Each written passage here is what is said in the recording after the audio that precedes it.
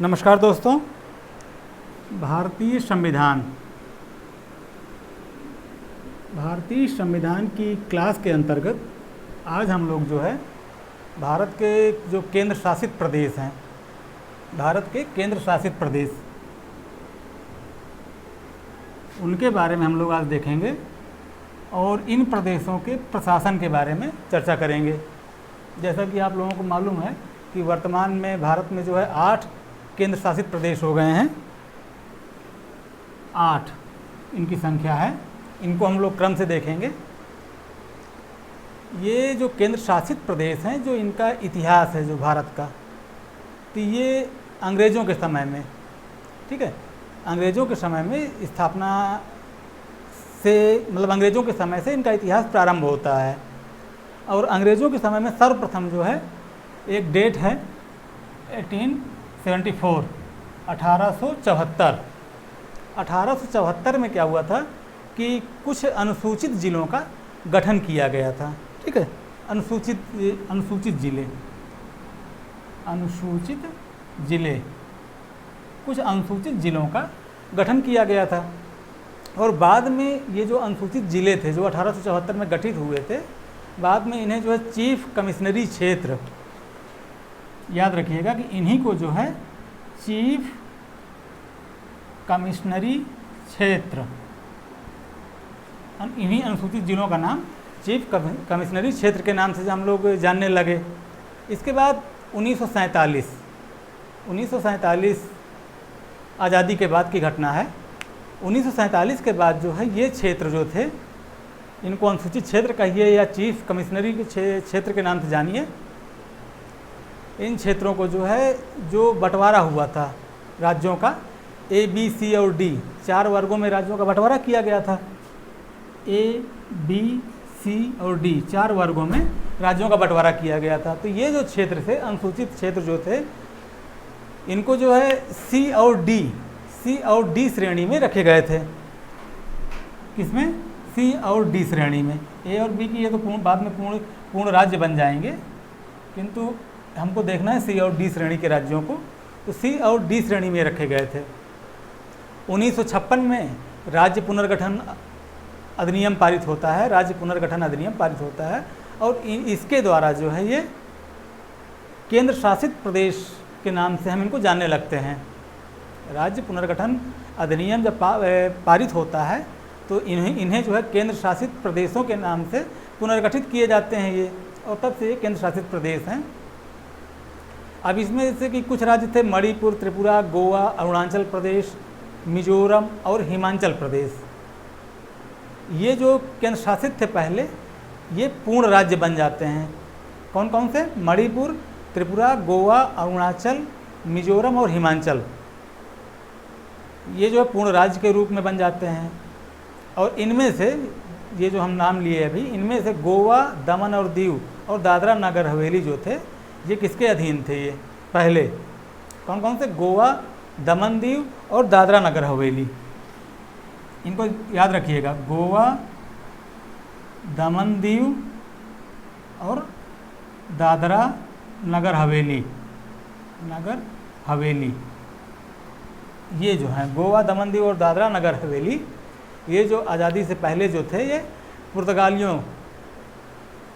पुर्तगालियों के अधिकार में थे, ठीक है। और पांडिचेरी जो था, ये किसके थे? पुर्तगालियों का यहाँ पे अधिकार था, ठीक है। और पांडिचेरी ये किसके अधिकार में था?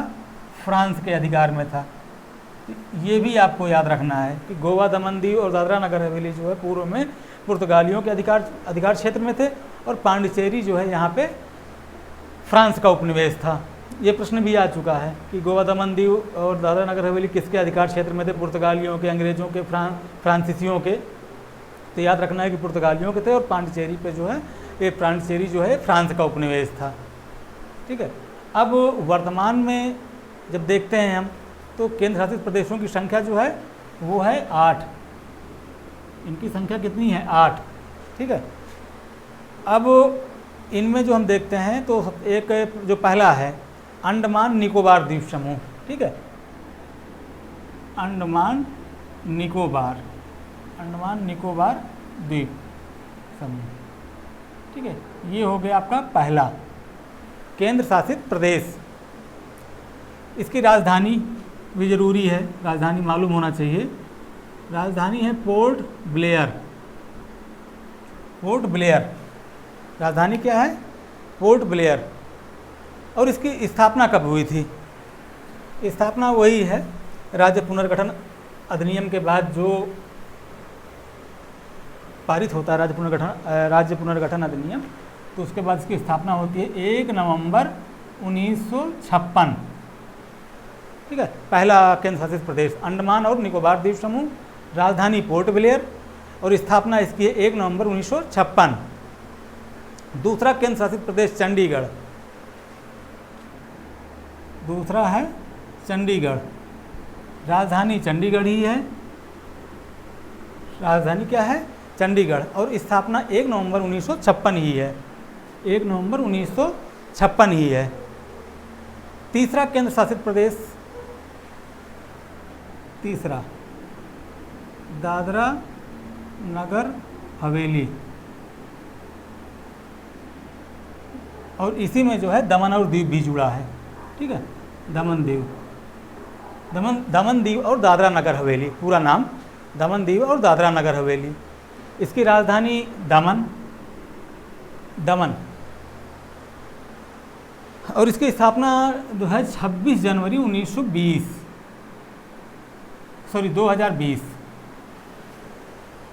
26 जनवरी 2020, क्योंकि पहले दादरा नगर हवेली और दमन दीव दोनों अलग अलग थे।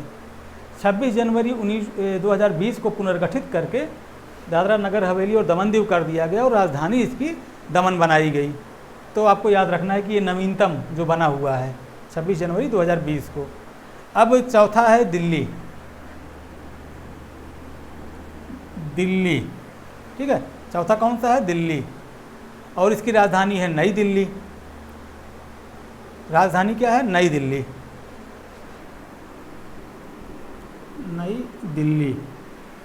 और ये जो नई दिल्ली राजधानी बनी थी, ये 9 मई 1905 स्थापना इसकी हुई थी। तो हम लोगों ने 4 को देखा, अभी तक 4 केंद्र शासित प्रदेशों को देखा। दिल्ली का जो गठन होता है वो 1956 में होता है और 1992 से इसे राष्ट्रीय राजधानी क्षेत्र कहा जाने लगता है। ठीक है, 1992 से दिल्ली को राष्ट्रीय राजधानी क्षेत्र के नाम से जाना जाता है। तो याद रखिएगा यहाँ पे 1992 की डेट जो है, यहीं से इसे राष्ट्रीय राजधानी क्षेत्र कहा जाने लगता है। दिल्ली के बाद लक्षद्वीप की राजधानी कावारत्ती, और स्थापना डेट है 1 नवंबर 1956। लक्षद्वीप राजधानी क्या है? कावारत्ती, और स्थापना 1 नवंबर 1956। ठीक है, लक्षद्वीप कावारत्ती। अगला है पुदुचेरी।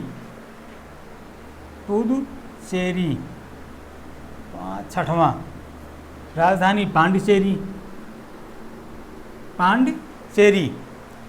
1 नवंबर 1954। 1 नवंबर 1954 स्थापना हुई थी इसकी, पुदुचेरी के बाद 2 बचते हैं अभी, जिनमें एक है जम्मू कश्मीर और दूसरा है लद्दाख। जम्मू कश्मीर और लास्ट है लद्दाख। अब जम्मू कश्मीर जो है, इसकी 2 राजधानियां हैं, एक है श्रीनगर और एक है जम्मू। 2 राजधानियां हैं, श्रीनगर और जम्मू। ठीक है, अब इसकी जो श्रीनगर राजधानी है वो ग्रीष्मकालीन राजधानी, गर्मियों के लिए बनाई गई है, ग्रीष्मकालीन यानी गर्मियों के लिए, और जम्मू जो है वो शीतकालीन यानी ठंडे सीजन के लिए राजधानी बनाई गई है। यानी कि 2 राजधानियां जम्मू कश्मीर की हैं, इनको याद रखिए। एक श्रीनगर और एक जम्मू। श्रीनगर जो है वो ग्रीष्मकालीन राजधानी है गर्मियों के लिए, और जम्मू जो है वो शीतकालीन राजधानी है, यानी कि ठंडी के मौसम के लिए। अब ये जो इसकी जो स्थापना है वो 31 अक्टूबर 2019 महत्वपूर्ण तिथि है। 31 अक्टूबर 2019 को इसकी स्थापना होती है। किसकी? इस केंद्र शासित प्रदेश जम्मू कश्मीर की 31 अक्टूबर 2019 महत्वपूर्ण तिथि, ठीक है। और इसी के साथ में एक नया केंद्र शासित प्रदेश और भी बनता है जिसे हम लोग लद्दाख के नाम से जानते हैं। और लद्दाख की जो राजधानी है वो है लेह राजधानी लद्दाख की है। और इसकी स्थापना की जो तिथि है वो यही है सेम, 31 अक्टूबर 2019। तो ये 8 केंद्र शासित प्रदेश थे। इनकी स्थापना जब हुई और उसी के साथ में जो इनकी राजधानियां हैं इनको हम लोगों ने देखा। अब यहाँ पे कुछ चीज़ें हैं जो हमको विशेष तौर पे ध्यान रखनी है, जैसे कि दादरा नगर हवेली और दमन दीव, ठीक है, राजधानी दमन, और ये 20 जनवरी 2020 को पुनर्गठित हुआ। नवीनतम मतलब बनाया गया ये। और इसके पहले जो है ये थे जम्मू कश्मीर और लद्दाख केंद्र शासित प्रदेश बनाए गए 31 अक्टूबर 2019 को। इन्हीं के साथ में जम्मू कश्मीर की 2 राजधानियाँ श्रीनगर और जम्मू, इनको याद रखना है। और तो ये 8 केंद्र शासित प्रदेश थे जिन्हें हम लोगों ने देखा। अब केंद्र शासित प्रदेश जो हैं, केंद्र शासित प्रदेशों के प्रशासन को चलाने के लिए राष्ट्रपति जो है वो नियुक्ति करता है, ठीक है। अब केंद्र शासित प्रदेश के प्रशासन को चलाने के लिए राष्ट्रपति किन की नियुक्ति करता है? उनको हम लोग जो है प्रशासकों के नाम से जानते हैं। राष्ट्रपति जो है प्रशासकों की नियुक्ति करता है, ठीक है, प्रशासकों की। और ये जो प्रशासक होते हैं ये इन प्रदेशों में यानी केंद्र शासित प्रदेशों में राष्ट्रपति के प्रतिनिधि के रूप में, ठीक है, एजेंट के रूप में काम करते हैं। और प्रशासकों के अधिकार और कर्तव्य जो हैं वो कौन निश्चित करता है? वो करता है राष्ट्रपति। राष्ट्रपति जो है निश्चित करता है। राष्ट्रपति जो है किसी राज्य के, पावर है राष्ट्रपति के पास कि किसी राज्य के राज्यपाल को किसी भी निकटवर्ती केंद्र शासित प्रदेश का प्रशासक नियुक्त कर सकता है, ठीक है। राष्ट्रपति जो है किसी भी राज्य के राज्यपाल को, ठीक है, राज्यपाल को जो उस राज्य के निकट जो केंद्र शासित प्रदेश हैं वहाँ का प्रशासक नियुक्त कर सकता है। अब पांडिचेरी जो पुदुचेरी या पांडिचेरी था, इसमें 1963 ईस्वी में और दिल्ली 1992 में, ठीक है। पांडिचेरी में 1963 में, पांडिचेरी 1963 और दिल्ली, ठीक है, दिल्ली में 1992 में, ठीक है, विधानसभा का गठन किया गया था। इसको भी याद रखिएगा कि यहाँ पे विधानसभा कब गठित की गई? पांडिचेरी और दिल्ली में। और यहाँ की जो पूरी मंत्रिपरिषद होती है, यहाँ पे जो है पूरी मंत्रिपरिषद और मुख्यमंत्री के अधीन ही मंत्रिपरिषद का गठन होता है। और मंत्रिपरिषद का आकार जो होता है वो विधानसभा की कुल संख्या का 1/10 से अधिक नहीं हो सकता है। मंत्रिपरिषद का जो आकार जो होगा वो विधानसभा की संख्या का 1/10 से अधिक नहीं होगा ये व्यवस्था की गई। ऐसे कि जानते हैं कि दिल्ली पांडिचेरी में विधानसभा है, ठीक है, और राष्ट्रपति के चुनाव में भाग भी लेते हैं। तो निश्चित किया गया कि जो मुख्यमंत्री होगा उसकी मंत्रिपरिषद होगी, तो मंत्रिपरिषद के लिए कहा गया कि जो विधानसभा की संख्या होगी उसके 1/10 से अधिक नहीं होगी। इसी के साथ में ये भी जानना जरूरी है कि संसद जो है, संसद केंद्र शासित प्रदेशों के लिए सभी विषयों पर कानून बना सकती है। केंद्र शासित प्रदेशों के बारे में जो कानून बनाने की अधिकारता है संसद के पास है। कानून बनाने का काम संसद का ही है, तो आप जानते ही हैं। और संसद जो कानून बनाती है, संसद के कानून द्वारा, संसद जो है कानून के द्वारा, ठीक है, किसी केंद्र शासित प्रदेश के लिए उच्च न्यायालय का गठन कर सकती है, या किसी केंद्र शासित प्रदेश को किसी राज्य के उच्च न्यायालय के क्षेत्राधिकार में रख सकती है। मतलब संसद जो है या तो केंद्र शासित प्रदेश के लिए कोई कुछ न्यायालय बनाए, या फिर ये कर सकती है कि वो जो है किसी राज्य के उच्च न्यायालय के क्षेत्राधिकार में उसको शामिल कर दे। तो ये थोड़ा सा केंद्र शासित प्रदेशों के बारे में कुछ चीज़ें हैं। अब जैसे केंद्र शासित प्रदेश हैं, ठीक है, जैसे दिल्ली है, दिल्ली में जो शासन करता है, मतलब दिल्ली में जो कह सकते हैं प्रशासक होता है, उसको जो है लेफ्टिनेंट गवर्नर के नाम से जाना जाता है। ठीक है, दिल्ली में लेफ्टिनेंट गवर्नर होता है। जैसे कि सामान्य राज्यों में राज्यपाल होते हैं, वैसे ही दिल्ली में जो है राष्ट्रपति जिसको नियुक्त करता है उसको लेफ्टिनेंट गवर्नर के नाम से हम लोग जानते हैं, और इसको कहते हैं उपराज्यपाल। ठीक है, उपराज्यपाल, ये लेफ्टिनेंट गवर्नर यानी एलजी के नाम से भी जानते हैं। लेफ्टिनेंट गवर्नर दिल्ली में होते हैं। इसी तरह अंडमान निकोबार द्वीप समूह में भी लेफ्टिनेंट गवर्नर होते हैं। अंडमान निकोबार द्वीप समूह में, निकोबार द्वीप समूह में लेफ्टिनेंट गवर्नर ही होते हैं। ठीक है, पांडिचेरी में भी लेफ्टिनेंट गवर्नर होते हैं। पांडिचेरी में भी लेफ्टिनेंट गवर्नर ही होते हैं, एलजी। यानी दिल्ली, अंडमान और पांडिचेरी 3 जगह हो गए लेफ्टिनेंट गवर्नर। अब हम देखते हैं लक्षद्वीप। लक्षद्वीप में जो है प्रशासक कहा बोला जाता है इन्हीं को, लक्षद्वीप में लेफ्टिनेंट गवर्नर या उपराज्यपाल के नाम की जगह पे इनको बोलते हैं प्रशासक। लक्षद्वीप में प्रशासक होते हैं। दादरा नगर हवेली दमन दीव में भी प्रशासक होते हैं। ठीक है, और लक्षद्वीप और दादरा नगर हवेली दमन दीव प्रशासक ही होते हैं। अब चंडीगढ़ में जो होता है वो होता है मुख्य आयुक्त। चंडीगढ़ में प्रशासक या जो लेफ्टिनेंट गवर्नर हैं, इसी का नाम चेंज हो जाता है और यहाँ पे इसे जाना जाता है मुख्य आयुक्त के नाम से। मुख्य आयुक्त यानी कि चीफ कमिश्नर।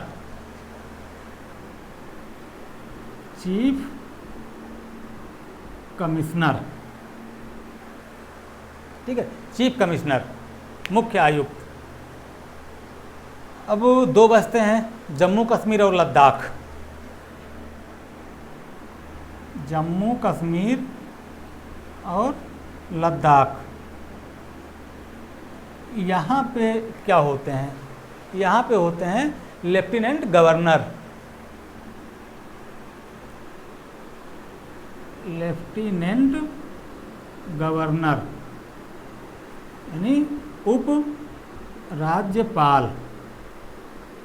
उपराज्यपाल।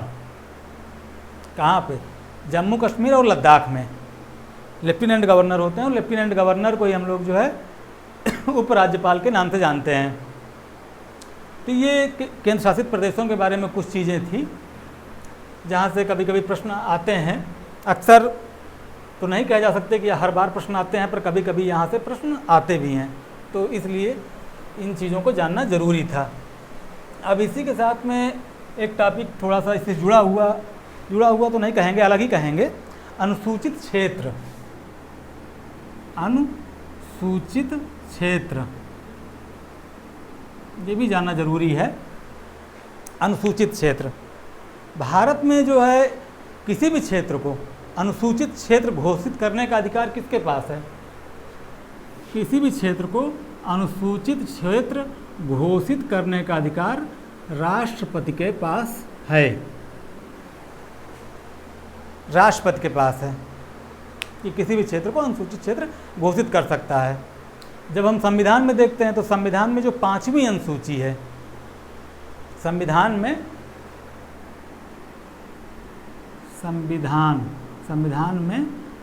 5वीं अनुसूची, संविधान में जो 5वीं अनुसूची है, इन क्षेत्रों के प्रशासन के लिए 5वीं अनुसूची में इन क्षेत्रों के अनुसूचित क्षेत्रों के प्रशासन के लिए प्रावधान किए गए हैं। इसमें 5वीं अनुसूची में, और संविधान के भाग 10 महत्वपूर्ण भाग है। संविधान के भाग 10 के अनुच्छेद 244(1) भाग 10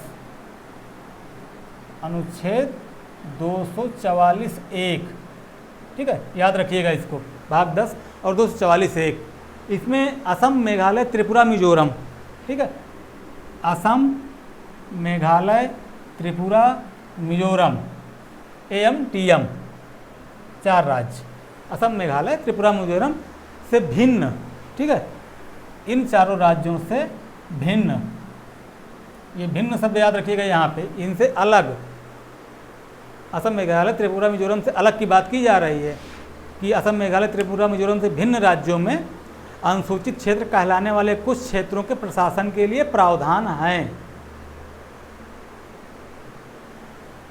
ये जो असम, मेघालय, त्रिपुरा, मिजोरम ये अनुसूचित जनजातीय क्षेत्र हैं, तो इनसे भिन्न क्षेत्रों की बात की जा रही है कि भाग 10 के अनुच्छेद 244(1) से भिन्न राज्यों में अनुसूचित क्षेत्र कहलाने वाले कुछ क्षेत्रों के प्रशासन के लिए प्रावधान किए गए हैं।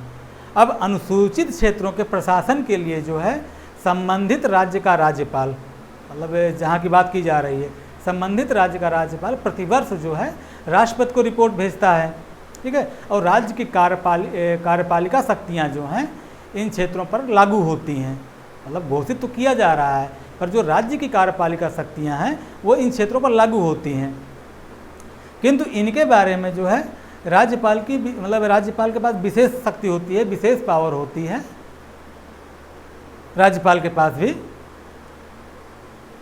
अब संविधान का जो अनुच्छेद 339(1) है, तो 339(1) में अनुसूचित क्षेत्रों के प्रशासन और राज्यों में अनुसूचित जनजातियों के कल्याण के बारे में प्रतिवेदन देने के लिए एक आयोग की नियुक्ति का प्रावधान किया गया है। कहाँ पे? संविधान के आर्टिकल 339 339(1) में जो है जो अनुसूचित क्षेत्र घोषित किए गए राष्ट्रपति के द्वारा, उनके प्रशासन और राज्यों में अनुसूचित जनजातियों के कल्याण के बारे में एक आयोग की व्यवस्था की गई है। और इस प्रकार का जो पहला आयोग बना था आज़ादी के बाद, जो पहला आयोग बना वो बना था 1960 में। पहला आयोग कब बना? पहला आयोग बना था 1960 में, ठीक है, 1960 में। और ये जो पहला आयोग बना था वो बना, इसका नाम था ढेबर आयोग। ढेबर आयोग, आप लोग नाम याद रखिएगा इसको। ये बना था अनुसूचित जनजातियों के कल्याण के लिए, पहला आयोग ढेबर आयोग बनाया गया। और दूसरा जो है बना वो 2002 में दिलीप सिंह भूरिया आयोग, ठीक है, पहला। दूसरा 2002 में दिलीप सिंह भूरिया आयोग। तो इन दोनों आयोगों का नाम आपको याद रखना है, ढेबर आयोग और दिलीप सिंह भूरिया आयोग। ये बनाए किसके लिए गए थे? ये बनाए गए थे अनुसूचित जाति जनजातियों के कल्याण के बारे में रिपोर्ट देने के लिए। तो ढेबर आयोग और दिलीप सिंह भूरिया आयोग दोनों आप लोगों को याद रखना है। इसी के साथ में जनजातीय सलाहकार परिषद भी है। ये वहाँ पे है कि वे राज्य जहाँ पे अनुसूचित क्षेत्र हैं वहाँ पे जनजातीय सलाहकार परिषद का गठन किया जा सकता है, ठीक है। और ये जो परिषद है जनजातीय सलाहकार परिषद, ये जनजातियों के उत्थान एवं कल्याण के लिए सिफारिशें करती है। जनजातीय सलाहकार परिषद जो है वो जनजातियों के उत्थान और कल्याण के लिए सिफारिशें करती है। बनती कहाँ पे है? जो ये अनुसूचित क्षेत्र हैं वहीं पे ये बनेगी जनजातीय सलाहकार परिषद। और इस परिषद में जो कुल 20 सदस्य होते हैं, अब 20 सदस्यों में से जो 3/4 सदस्य हैं वो राज्य के विधानसभा के अनुसूचित जनजाति के विधायक होते हैं। राज्य की जो विधानसभा होगी, ठीक है, वहाँ पे जो अनुसूचित जनजाति के जो विधायक होंगे उन्हीं से लिए जाएंगे ये। और राष्ट्रपति के निर्देश पर उन क्षेत्रों में भी इस परिषद का गठन किया जा सकता है जहां अनुसूचित क्षेत्र तो नहीं है लेकिन अनुसूचित जनजातियां निवास करती हैं। मतलब स्पेशली जनजातीय सलाहकारी परिषद जो बनेगी वो अनुसूचित क्षेत्रों में बनेगी। पर एक चीज़ ये भी दी हुई है कि यदि राष्ट्रपति चाहें तो ये इसके अतिरिक्त वहाँ भी बन सकती है जहाँ जो अनुसूचित जनजातीय क्षेत्र तो नहीं है किंतु अनुसूचित जनजातियाँ वहाँ पे बड़ी संख्या में हैं, तो वहाँ पे जनजातीय सलाहकार परिषद बनाई जा सकती है। ये तो अनुसूचित क्षेत्र की बात की है। अब जनजातीय क्षेत्रों के बारे में थोड़ा सा देख ले रहे हैं। जनजातीय क्षेत्र, पिछले टॉपिक में अनुसूचित क्षेत्रों में जब हम लोगों ने देखा तो यहाँ पे देखा हमने 5वीं अनुसूची में जो चर्चा की गई है, उसके बाद जो हम लोगों ने AMTM से भिन्न जो जनजातीय क्षेत्र, जनजातियाँ हैं, जनजातीय राज्य हैं, मतलब वहाँ के बारे में हम लोगों ने देखा। इसके बाद जो इनसे संबंधित जो आयोग बने, जिनमें ढेबर आयोग और दिलीप सिंह भूरिया आयोग है, इनको देखा, इनकी स्थापना हम लोगों ने देखी। अब हम लोग जो है जनजातीय क्षेत्रों के बारे में देख रहे हैं। जनजातीय क्षेत्रों के बारे में जो संविधान में चर्चा की गई है, संविधान में अनुच्छेद 244(2) महत्वपूर्ण आर्टिकल है ये, 2442, 244(2). इसमें जो है असम, मेघालय, त्रिपुरा, मिजोरम राज्यों में, कौन से? असम, मेघालय, त्रिपुरा, मिजोरम, असम, मेघालय, त्रिपुरा, मिजोरम, यानी कि शॉर्ट में कह सकते हैं AMTM। यहाँ पे अनुसूचित जनजाति वाले कुछ क्षेत्रों के प्रशासन के लिए विशेष प्रावधान किए गए हैं। ठीक है, याद रखिएगा, ये जनजातीय क्षेत्र हैं और इनके लिए जो है कुछ विशेष प्रावधान किए गए हैं। और ऐसे प्रशासन के लिए, यहाँ के प्रशासन के लिए कहने का आशय है कि संविधान में जो है 6ठी अनुसूची है। कौन सी? संविधान में 6ठी अनुसूची। जब हम लोगों ने अनुसूचियाँ देखा था तो वहाँ पे ये राज्य आए थे AMTM, तो संविधान में जो है 6ठी अनुसूची है और 6ठी अनुसूची में इनके लिए जो है विशेष प्रावधान किए गए हैं। किसके लिए? AMTM, असम, मेघालय, त्रिपुरा, मिजोरम। इसको रट लीजिए, ये कम से कम 50 बार ये प्रश्न आया है यहाँ से, 6ठी अनुसूची से, तो यहाँ पे गलती नहीं होनी चाहिए। असम, मेघालय, त्रिपुरा, मिजोरम के जनजातीय क्षेत्रों का उल्लेख जो है संविधान की 6ठी अनुसूची में किया गया है, आप लोग जान चुके हैं। इन क्षेत्रों को जो है 4 भागों में बांटा गया है। जैसे कि भाग 1 है, उसमें खासी कछार का पहाड़ी ज़िला आता है और इसी के साथ में करबी आबलांग का ज़िला आता है। खैर इतना अंदर जाने की ज़रूरत नहीं है, पर भाग आप लोग जान लीजिए कि भाग 1 है तो भाग 1 में खासी कछार का पहाड़ी क्षेत्र, इसके अलावा करबी आबलांग का ज़िला। इसी तरह भाग 2 में है, उसमें मारा ज़िला आता है, मारा ज़िला, चकमा ज़िला, ठीक है, लई ज़िला। और भाग 3 में जो है वो खासी पहाड़ी ज़िला, ठीक है, उसी में खासी पहाड़ी ज़िले के साथ में गारो पहाड़ी ज़िला भी आता है। जयंतिया पहाड़ियों का ज़िला, जयंतिया पहाड़ी ज़िला। और भाग 4 में त्रिपुरा जनजातीय क्षेत्र का ज़िला। ये सब खैर नहीं पूछा गया है अभी तक। तो ये कुल मिला के ये कि जो 6ठी अनुसूची है, ठीक है, उसमें जो ये जनजातीय क्षेत्र हैं, इनको 4 भागों में बांटा गया है। और जनजातीय क्षेत्रों का जो प्रशासन है, ठीक है, वो स्वायत्तशासी ज़िले द्वारा किया जाता है। लेकिन ये ज़िले जो है सरकार के कार्यपालक अधिकार में होते हैं। मतलब जो उस राज्य की जो गवर्नमेंट होती है, तो राज्य की जो कार्यपालिका शक्ति है उसके मतलब अंतर्गत आती है। विधायी और न्यायिक कार्यों के लिए जिला परिषद भी की स्थापना की जाती है। विधायी और न्यायिक कार्यों के लिए जिला परिषद की स्थापना की जाती है। तो ये जनजातीय क्षेत्रों के बारे में हम लोगों ने अभी देखा। जनजातीय क्षेत्रों के बारे में ये प्रावधान किए गए हैं। तो हम लोगों ने अभी तक देखा कि केंद्र शासित प्रदेश, ठीक है, केंद्र शासित प्रदेशों के बाद हम लोगों ने अनुसूचित क्षेत्रों के बारे में चर्चा की और अनुसूचित क्षेत्रों के बाद हम लोगों ने देखा जनजातीय क्षेत्र, जनजातीय क्षेत्रों के बारे में। अब एक टॉपिक और भी साथ में देख ले रहे हैं, छोटा टॉपिक है, वहाँ से प्रश्न आ जाते हैं, अक्सर आ जाते हैं। बहुत बड़ा टॉपिक नहीं है, छोटा ही है, उसको भी यहीं पे हम लोग देख ले रहे हैं।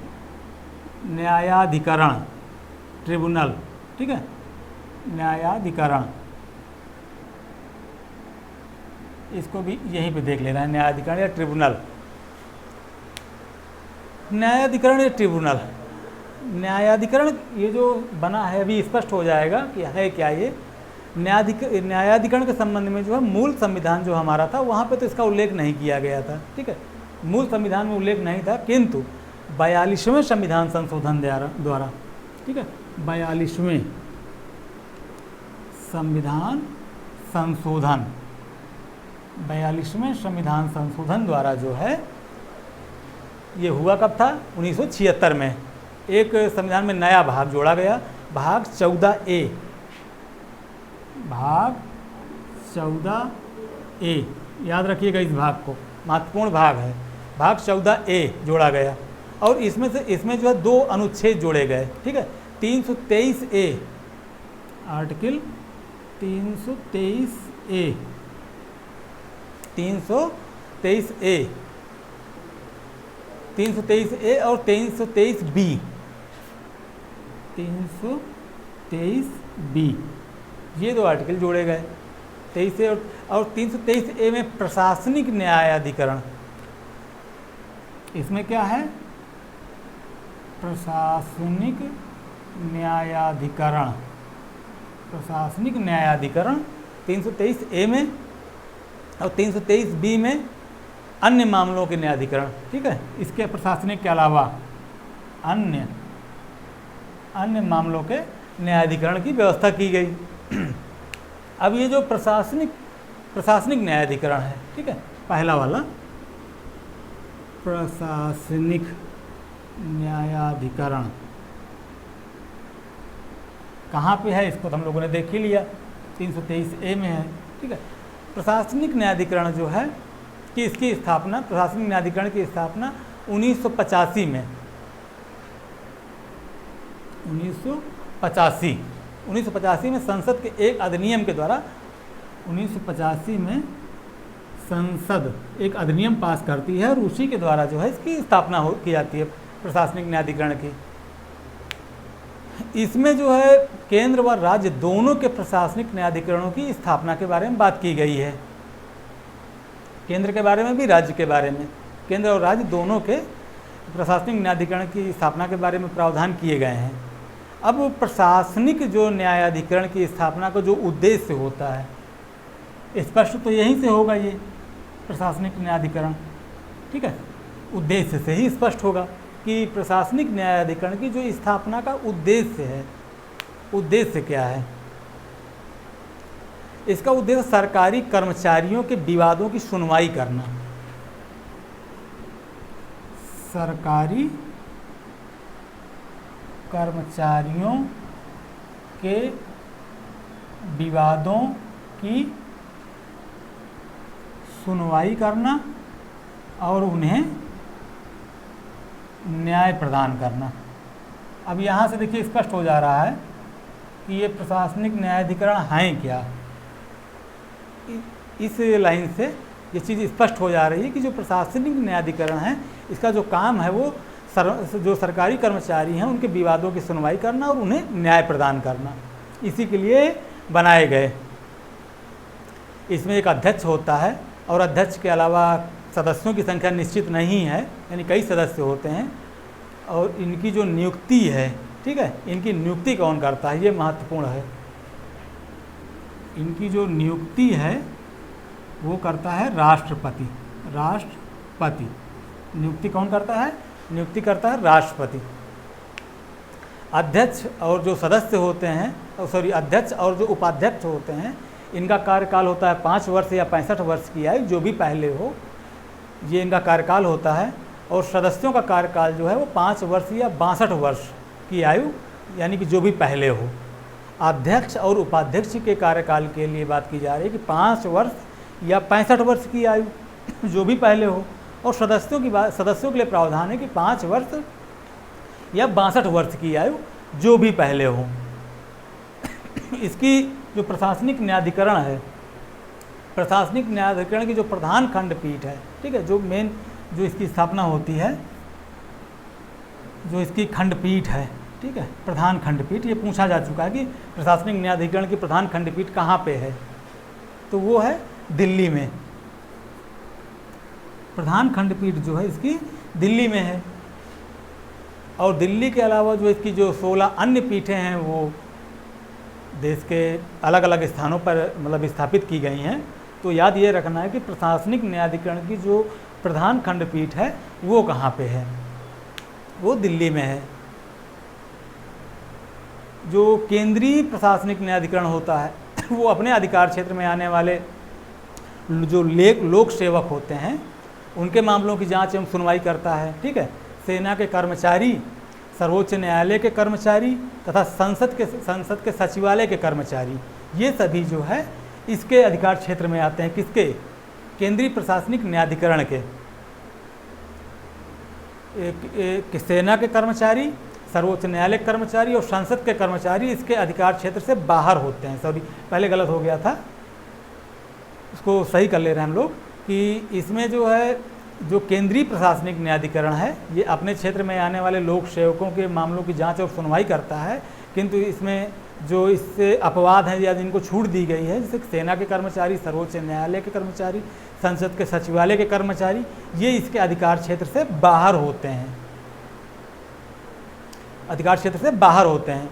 और केंद्रीय प्रशासनिक जो न्यायाधिकरण है के निर्णय के विरुद्ध जो है उच्च न्यायालय में जाया जा सकता है, उच्च न्यायालय में जाया जा सकता है, किंतु सीधे जो है सर्वोच्च न्यायालय में नहीं जाया जा सकता है। पहले हाई कोर्ट में जाएंगे, उसके बाद जो है सुप्रीम कोर्ट में जाएंगे। तो यहाँ पे थोड़ा सा एक चीज़ हम लोग फिर से क्लियर कर ले रहे हैं कि जिससे कि गलती ना हो। केंद्रीय प्रशासनिक न्यायाधिकरण के बारे में हम लोग अभी देख रहे थे कि केंद्रीय प्रशासनिक न्यायाधिकरण जो है वो अपने अधिकार क्षेत्र में आने वाले जो लोक सेवक होते हैं उनके मामलों की जांच और सुनवाई करता है, किंतु यहाँ पे अपवाद है। केंद्रीय प्रशासनिक न्यायाधिकरण ये अपने अधीन आने वाले लोक सेवकों के मामलों पे तो विचार करता है, निर्णय करता है, ठीक है, किंतु यहाँ पे कुछ लोगों को छूट दी गई है, जिनमें सेना के कर्मचारी हैं, सेना के कर्मचारी, दूसरे जो हैं सेना के कर्मचारी के बाद जो हैं सर्वोच्च न्यायालय के कर्मचारी। ठीक है, याद रखिएगा, सर्वोच्च न्यायालय के कर्मचारी दो हो गए, सेना के कर्मचारी हो गए, सर्वोच्च न्यायालय के कर्मचारी हो गए, एक लोग और बच रहे हैं, संसद के सचिवालय के कर्मचारी। ठीक है, संसद के सचिवालय के